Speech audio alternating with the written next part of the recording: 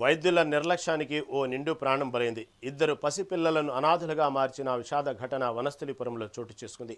ఆసుపత్రి యాజమాన్యం నిర్లక్ష్యం వల్లే మహిళ మృతి చెందిందని బాధితులు ఆవేదన వ్యక్తం చేస్తున్నారు. అత్యవసర సమయంలో వైద్యులు అందుబాటులో లేకపోవడం వల్లే మహిళ మృతి చెందిందని మృతురాలి బంధువులు ఆసుపత్రి ముందు ఆందోళనకు దిగారు.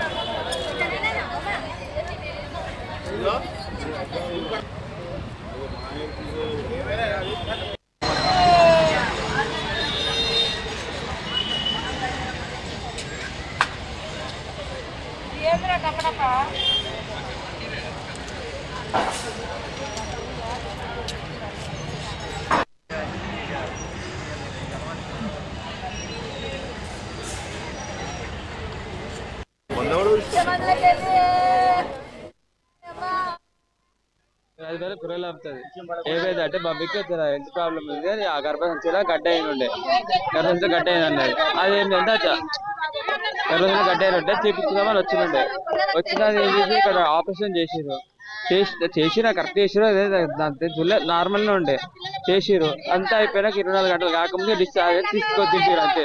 అవి నడిచితే అది కుట్లు వస్తుంది ఎవరైనా ఆపరేషన్ అయిన మనిషికి ఇప్పుడు కుట్లు వేసిన వాళ్ళకి నడిపియారు వీళ్ళు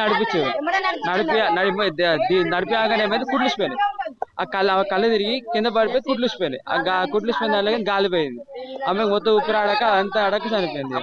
ఇంకోటి ఏమైందంటే వీళ్ళు చనిపోయినాక వీళ్ళు ఏం చనిపోలే అని చెప్పేసి ఆక్సిజన్ అన్ని పెట్టేసి కామ్యూనిటీకి పంపించారు కావాలని. అప్పుడు ఆ కామ్యూనిటీ కాడికి పోతే వాళ్ళు ఎప్పుడో చనిపోయిందని చెప్తారు. గవర్నమెంట్ విజ్ఞప్తి ఏం చేస్తున్నామంటే ఇటువంటి హాస్పిటల్ పెట్టి ఎంత మందితోని ప్రాణాలతో చెలగాట వాడుతున్నారు.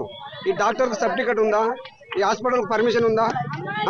ఇప్పుడు ఎక్కడికి నుంచో పుట్ట చేత పట్టుకొని ఇక్కడ కూరగాయలు అమ్ముకొని బతుకొని వచ్చారు. చిన్న పిల్లలు ఇప్పుడు రోడ్లను పడ్డారు వీళ్ళు. ఇటువంటి పిల్లల్ని ఇటువంటి వాళ్ళని ఎంతమంది చేస్తారు? ఇటువంటి ఈ గవర్నమెంట్ ఏం చేస్తుంది? ఇటువంటి హాస్పిటల్ నడుపుతూ ఏం చేస్తుంది? ఇటువంటి వీళ్ళకు లంచాలు తీసుకొని గవర్నమెంట్ నడుపుతుందా ఇటువంటి హాస్పిటల్ని? ఇది తీవ్రంగా ఖండిస్తున్నాం మేము. ఈ పిల్లలకు ఈ హాస్పిటల్ యజమాన్యం కూడా ఈ పిల్లలకు తల్లిదండ్రులు లేరు. ఇప్పుడు ఏం లేదు వాళ్ళకు. ఇప్పుడు వాళ్ళని ఆదుకోవాలని నేను గవర్నమెంట్ డిమాండ్ చేస్తున్నా.